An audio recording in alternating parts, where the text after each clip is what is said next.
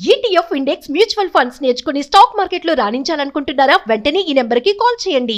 అమెరికాలో ఉద్యోగం లేదా అమెరికాలో ఉండడం తుమ్మితే ఊడిపోయే ముక్కులా మారిపోతుంది రోజు రోజుకి. ఇండియా వెళ్ళి 60 రోజులు పైగా ఉంటే అమెరికాలోకి రానివ్వకుండా H1B వీసా ఉన్న వాళ్ళని కూడా వెనక్కి పంపిస్తున్నారనేది ఇప్పుడు సారాంశం. అమెరికాలో డొనాల్డ్ ట్రంప్ ప్రభుత్వం ఏర్పడిన తర్వాత ఇమిగ్రేషన్ నిబంధనల్ని కఠినతరం చేసింది. అలానే H1B రూల్స్ పైన కూడా అమెరికా ప్రభుత్వం ఫోకస్ పెట్టింది. ఇప్పుడు తాజాగా H1B ఉన్నప్పటికీ కూడా అమెరికాకి దూరంగా ఉంటే కనుక వీసా క్యాన్సిల్ అయ్యే ప్రమాదం ఉంది అనే సమాచారం మన వాళ్ళ గుండెల్లో గుబులు రేపుతోంది. అసలు ఏం జరుగుతుంది? ఈ నిబంధనలు నిజంగా ఉన్నాయా? దీనికి సంబంధించిన అనుభవాలు ఏంటి? ఒకసారి తెలుసుకునేటువంటి ప్రయత్నం చేద్దాం. మనం యుఎస్ నుంచి మనతో లైవ్లో జాయిన్ అయ్యారు భూమిరెడ్డి సాయి శ్రీనివాస్. అలానే సాయి శ్రీనివాస్ గారు అక్కడ రీసెర్చ్ స్కాలర్గా చేస్తున్నారు. సాయి శ్రీనివాస్ గారు నమస్తే. నమస్తే సార్. ఏంటి రోజుకు ఒక కొత్త విషయం వస్తుంది? 60 రోజులు అమెరికాకి బయట ఉండి H1B వీసా ఉన్నా కానీ అమెరికాకి దూరంగా ఉండి ఇండియాలో కావచ్చు ఇంకెక్కడైనా కావచ్చు వాళ్ళు ఉంటే కనుక వీసా క్యాన్సిల్ అయిపోద్ది. నిజమేనా? ఇట్లాంటి రూల్ ఏదైనా ఉందా? సార్ యూజువల్లీ ఎక్కడే కానీ సార్ నేను గత 2-3 రోజుల నుండి ఆ ఇన్సిడెంట్ జరిగిన తర్వాత నుండి నేను విపరీతమైన రీసెర్చ్ చేయడం జరిగింది. అంటే అది అసలు 60 రోజులు ఎక్కడన్నా యూనివర్సల్ రూల్ ఉందా, ఎక్కడన్నా దీని కండిషన్స్ ఏంటి, ఒకవేళ దీని గురించి మనం ఏమేమి చేయొచ్చు అని ఎక్కడే కానీ. సో గత 2 రోజుల నుండి నాకు ఎక్కడే కానీ ఈ 60 రోజుల రూల్ కానీ ఈ 60 రోజుల నిబంధన కానీ ఎక్కడే కానీ కనపరాలేదు. సో ఇది ఎక్కడి నుండి పుట్టుకొస్తుంది అనేది కూడా నాకు అర్థం కాకోకుండా పరిస్థితిలో ఉన్నాం సార్ అందరం. సో అసలు నిజమేనా ఈ రూల్ ప్రకారం కొంతమందిని వెనక్కి తీసి పంపించారు? హైదరాబాద్ నుంచి ఒకరిని, బెంగళూరు నుంచి ఇద్దరిని, ఇట్లా కొన్ని డేటా వస్తుంది. సోషల్ మీడియాలో అయితే ఈ పోస్టులే వైరల్ అవుతుంది. సో నిజంగానే అటువంటి డిపోర్టేషన్స్ జరిగినాయా? వాళ్ళ వీసాలు రివోక్ చేయడాలు, క్యాన్సిల్ చేయడాలు, తిప్పి పంపించడాలు ఇట్లాంటివి ఏమైనా ఉన్నాయా? సార్ ఇదైతే 100% నిజమే సార్, వాస్తవమే. సో తప్పకుండా ముగ్గురిని అయితే రిటర్న్ పంపించడం జరిగింది అనేది అయితే క్లియర్ గా తెలుస్తుంది అబుదాబి ఎయిర్పోర్ట్ నుండి. సో ఇక్కడ మనం ఒకసారి ఆలోచించుకోవాల్సింది రూల్ ఏం చెప్తుంది అనేది దాని గురించి ఆలోచించుకోవాలి సార్. ఇప్పుడు వీళ్ళని తిరిగి పంపించిండే రూల్ ఏంటంటే sir 22 code of federal regulations 41.122 HE ప్రకారము వాళ్ళని రిటర్న్ పంపించడం జరిగింది. ఈ రూల్ ఏం చెప్తుందంటే సార్ పోర్ట్ ఆఫీసర్ సెక్షన్ 235 ప్రకారము వాళ్ళు సాటిస్ఫైడ్ లేకపోయినా, లేకపోతే వీళ్ళ అడ్మిషన్ ని అమెరికాలోకి రానికోకుండా వీళ్ళు అనుకోవడం ద్వారా వీళ్ళు స్వతహాగా అంటే ఏలియన్ అనే వాళ్ళు స్వతహాగా వాలంటరీగా డిపార్చర్ కావడం జరిగింది. 235 ఏం చెప్తుందంటే sir deny to the admission to the United states అని చెప్తుంది. అంటే వీళ్ళకి ఎంట్రీ లేకోకుండా వీళ్ళని డినై చేయడం. ఎందుకు డినై చేస్తారు అంటే మీ అందరికి తెలిసిండేదే, మామూలుగా ఎందుకు అమెరికాలోకి రానికోకుండా డినై చేస్తారంటే ఒక 5 కారణాలు ఉంటాయి సార్. ఫస్ట్ కారణం ఏంటంటే నేషనల్ సెక్యూరిటీ కానీ, హెల్త్ రిలేటెడ్ గ్రౌండ్స్ కానీ, లేకపోతే వీళ్ళు ఇక్కడికే వచ్చేసి పర్మనెంట్ గా అమెరికాలో ఉండిపోతారా అని, లేకపోతే ఫ్రాడ్ ఏదైనా చేసినా, మిస్రిప్రజెంటేషన్ చేసినా, ఈ 5-6 కండిషన్స్ లో తప్పకుండా ఎవరికైనా డినై చేస్తారు. కానీ 60 రోజుల నిబంధన అనేది ఎక్కడ లేదు. ఇది ఎక్కడి నుండి వస్తుందంటే సార్ 2001లో వాన్ అనే ఒక కేసులో చెప్తారు సార్. ఎవరికి కానీ ఈ సిబిపి ఆఫీసర్ కి వీళ్ళకు ఈ 5 కండిషన్స్ కాకపోయినా కానీ వీళ్ళకు బ్రాడ్ విచక్షణ రహితంగా వీళ్ళ అధికారాలు ఉంటాయి. ఈ 5 కండిషన్స్ కాకపోయినా కానీ మిగతా కండిషన్స్ ని వీళ్ళు స్వతహాగా తీసుకొని when they are facially and legitimate act అన్నప్పుడు వీళ్ళు ఏదైనా కానీ రూల్ తీసుకొని వాళ్ళ వీసా రివోక్ చేసే అధికారము సిబిపి ఆఫీసర్ కి ఇవ్వడం జరిగింది ఆ కేసు ద్వారా. దాని తర్వాతనే వీళ్ళన్ని సిబిపి ఆఫీసర్ ఏది చెప్పినా గానీ, వాళ్ళు ఏ విచక్షణ రహితంగా వాళ్ళు ఏదైనా అధికారాన్ని వాడి ఇట్లాంటివి చేసినా గానీ అది లీగలీ వ్యాలిడ్ అయిపోతుంది, ఫేషియలీ లెజిటిమేట్ అయిపోతుంది. ఇక్కడ వాళ్ళు ప్రూవ్ చేయాల్సిందేది ఒకటే సార్, ఎందుకు ఫేషియలీ లెజిటిమేట్ అనేది ఒకటే ప్రూవ్ చేయాలి. అంటే 60 రోజుల కన్నా ఇండియాలో ఉండడం వల్ల అమెరికాకు నష్టం కానీ, లేకపోతే ఏంటి ఎందుకు నష్టపడతారు అనే దాని గురించి ఒకటి వాళ్ళు ప్రూవ్ చేయాల్సిందేది వస్తుంది సార్. కేసు అయిన తర్వాత ఈ ముగ్గురు డిపోర్టేషన్ అయిన తర్వాత అక్కడ అమెరికా మీడియాలో కానీ లేదా మన తెలుగు కమ్యూనిటీ, తెలుగు సర్కిల్స్లో కానీ ఏదైనా డిస్కషన్ జరుగుతుందా? రీజన్స్ ఏంటి, ఎందుకు వెనక్కి పంపించారు? పైగా అబుదాబి దగ్గర నుంచే వెనక్కి పంపించిన నేపథ్యంలో అక్కడ లీగల్గా ఏమన్నా సపోర్ట్ దొరికే అవకాశం ఉందా వాళ్ళకి? సార్ సిబిపి అంటే ఈ పోర్ట్ ఆఫ్ ఎంట్రీలో జరిగేదానికి ఎక్కడే గానీ లీగల్ రైట్ గానీ లీగల్ హక్కులు గానీ ఎక్కడే గానీ మనం వాడడానికి అవకాశం ఉండదు సార్. అది ఫస్ట్ ఆఫ్ ఆల్ మనకు చాలా క్లియర్ గా తెలుసుకోవాల్సింది. మీ అందరికి ఒకటే చెప్తున్నాను సార్ ఈ సందర్భంగా, వీసా అనేది హక్కు కాదు sir, it's a privilege. So వాళ్ళు అమెరికా వాళ్ళు, సో మనకి ఇచ్చిన ప్రివిలేజ్ అట్లాంటిది. సో అందరు ఏమనుకుంటారు, మనకు వీసా ఉంటే మనం డైరెక్ట్ గా అమెరికాకి వెళ్ళిపోవచ్చు, కానీ ఎక్కడే కానీ అది లేదు. సిబిపి ఆఫీసర్ ని మీరు సాటిస్ఫై చేసిన తర్వాతే మీరు అమెరికాలోకి ఎంటర్ కావాలి. అమెరికాలో మీరు వచ్చిన పర్పస్ ని సాటిస్ఫై చేయగలరు. అంత దాని తర్వాతే మీరు ఏదైనా చేయగలరు తప్ప మీకు వీసా వచ్చినంత మాత్రం మీరు అమెరికాకు వచ్చేసి మాకు అధికారాలు ఉన్నాయి, హక్కులు ఉన్నాయి అనే దానికైతే అసలు లేదు సార్. ఇక్కడ ఇంకొకటి ఏంటంటే మీరు మంచి ఒక క్వశ్చన్ అడిగారు, అంటే ఏమన్నా మనం కోర్టుకి వెళ్ళే అవకాశం ఉందా, ఏదైనా లీగల్ రైట్స్ ఉంటాయా అని. ఇక్కడ పోర్ట్ ఆఫ్ ఎంట్రీలో జరిగేదానికి ఎక్కడే గానీ లీగల్ రైట్స్ అనేది ఎక్కడ లేదు సార్. ఇది కంప్లీట్ గా ఎక్సెప్షన్. దీనికి ఎక్కడే గానీ జ్యుడిషియల్ రివ్యూ గానీ మీరు కోర్టుకి వెళ్ళి మా హక్కులు కాల రాస్తున్నారు వీళ్ళు అనే దానికి అసలు లేదు. ఎందుకంటే వీసా అనేది ఒక హక్కు కాదు, ఇట్స్ ప్రివిలేజ్. అది క్లియర్ గా చెప్పడం జరుగుతుంది సార్.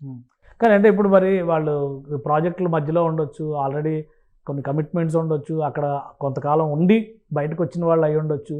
సో వాళ్ళ ప్రయోజనాలు కూడా ప్రొటెక్ట్ చేయాల్సినటువంటి అవసరం ఉంటుంది కదా. ఇది ఆ రకమైనటువంటి అవకాశం ఏమీ లేదా? అంటే ఆ రకమైన అవకాశం అయితే ప్రస్తుతానికైతే ఎక్కడ కనపరావడం లేదు సార్. అంటే ఇక్కడ మీరు క్లియర్ గా చూసుకుంటారు, అంటే ఇప్పుడు ఫర్ ఎగ్జాంపుల్ ఇప్పుడు ఏదైనా ఎమర్జెన్సీ ఉండి, ఫ్యామిలీ ఎమర్జెన్సీ ఉండి, ఎవరన్నా సో చావు బతుకుల్లో ఉండరు, లేకపోతే మనకి ఏదైనా యాక్సిడెంట్ జరిగి ఇండియాలో మనము దాన్ని రికవర్ కావడానికి 6-7 నెలలు టైం పడుతుంది.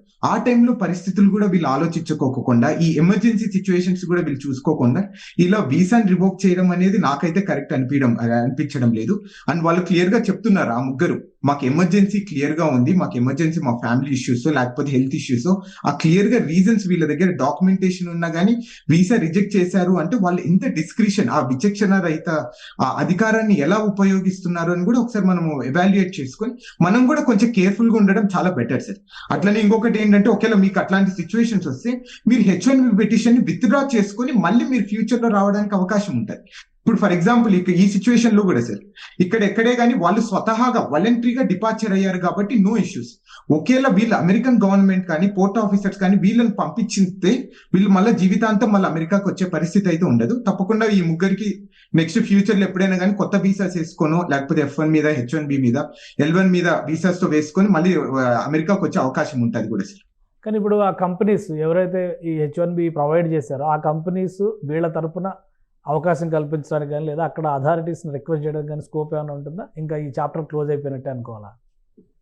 సో ఈ చాప్టర్ క్లోజ్ అయిపోయినట్టే సార్ ప్రస్తుతానికి అయితే. మళ్ళీ వాళ్ళు కొత్త H1B పిటిషన్ వేసుకొని మళ్ళీ అమెరికాకు రావాల్సిన పరిస్థితి ఉంటుంది. అంటే ఒక్కసారి రిటర్న్ చేసినా రిజెక్ట్ చేసినా వీసా తీసుకోవడమే కష్టం అంటారు. అలాంటిది డిపోర్ట్ చేసేస్తే, వీసాని క్యాన్సిల్ చేసి రివోక్ చేసేస్తే వీళ్ళకి మళ్ళీ అప్లై చేస్తే వచ్చే ఛాన్సెస్ ఉంటాయా? అదే సార్, ఇక్కడ కొంచెం ఒక లూప్ అనేది ఇక్కడ ఉంది సార్. ఇక్కడ ఏంటంటే వాళ్ళు వాలంటరీగా డిపార్చర్ అయ్యారు, అంటే వాళ్ళు డినై చేసిన తర్వాత వీళ్ళు స్వతహాగా వద్దొద్దు మాకేం చేయకండి మేమే వెళ్ళిపోతాం మా ఇండియాకి అనేది వాళ్ళు చాలా తెలివిగా చేయడం జరిగింది. అంటే సో దాని ద్వారా ఏమైపోతుంది అంటే నెక్స్ట్ ఫ్యూచర్ లో వచ్చే అవకాశం ఉంటుంది. ఆ రోజు చెప్పుకొని ఏదో ఒకటి మేము ఇట్లనే వాలంటరీగా మా ఫ్యామిలీ రీజన్స్ లేకపోతే ఇది జరగడం వల్ల మేము రిటర్న్ రావడం జరిగింది అనేది చెప్పుకోడు. కానీ వీళ్ళు అమెరికా వాళ్ళు తిరిగి పంపిస్తే మాత్రం మనకు జీవితాంతం ఎప్పుడు వచ్చే అవకాశం కూడా ఉంది సార్.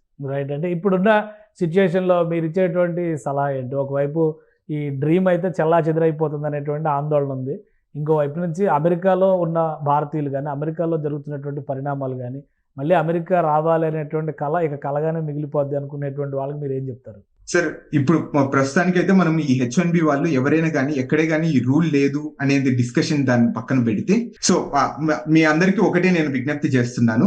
సో ఈ సందర్భంగా 60 రోజుల కన్నా ఎక్కువ ఎవరైనా కానీ ఇండియాలో ఉన్నా కానీ సో వాళ్ళందరూ 60 రోజుల లోపలే ఏదైనా కానీ ఈ వెకేషన్స్ కానీ ఇవన్నీ పూర్తి చేసుకుని 60 రోజుల లోపలే అమెరికాకు రావడం జరుగుతుంది. అలా వస్తేనే కొంచెం మనం సేఫ్ గా ఉంటాం. అలానే ప్రాపర్ డాక్యుమెంటేషన్ అనేది పెట్టుకోవడం అనేది నా సజెషన్. అంటే ఒక అటార్నీ దగ్గర నుండి కానీ లేకపోతే మీ ఎంప్లాయర్ దగ్గర నుండి కానీ అలానే మీ పే స్లిప్స్ కానీ మీకు శాలరీ పడే డబ్బులు కానీ ఇవన్నీ క్లయింట్ రిలేషన్షిప్ కానీ ఈ డాక్యుమెంటేషన్ ప్రాపర్ గా పెట్టుకున్న తర్వాత మీ అటార్నీని మీ ఎంప్లాయర్ ని కన్సల్ట్ అయిన తర్వాతే మీరు ఈ ట్రావెల్ ప్లాన్స్ కానీ ఈ పోవడం కానీ రావడం కానీ చేస్తే చాలా బెటర్ గా ఉంటుందని అయితే నా విజ్ఞప్తి సార్ అందరికి. రైట్. ఇక జాబ్స్ కోసం ట్రై చేసే వాళ్ళకి H1B అనేది ఇప్పుడు ఆల్రెడీ 2 అంశాలు చెప్తున్నారు. నంబర్ తగ్గిపోతుంది అంటున్నారు, రూల్స్ స్ట్రిక్ట్ చేస్తారంటున్నారు. సో ఇవి జరుగుతున్నటువంటి సందర్భంలో ఇండియా నుంచి జాబ్స్ కోసం ట్రై చేసే వాళ్ళు తీసుకోవాల్సినటువంటి జాగ్రత్తలు ఏంటి? సార్ ఇక్కడ ఎవరే గానీ అంటే నేను నెంబర్స్ ప్రకారం అయితే ఇక్కడ పెద్ద తగ్గినట్టు కూడా నాకైతే ఎక్కడ కనపడడం లేదు సార్. ఎన్ని రూల్స్ ఎక్కువ స్ట్రిక్ట్ చేస్తున్నారో ఆ నెంబర్స్ పెరుగుతున్నాయి, నాకు అదే అర్థం కావడం లేదు నెంబర్స్ ప్రకారం చూసుకుంటే.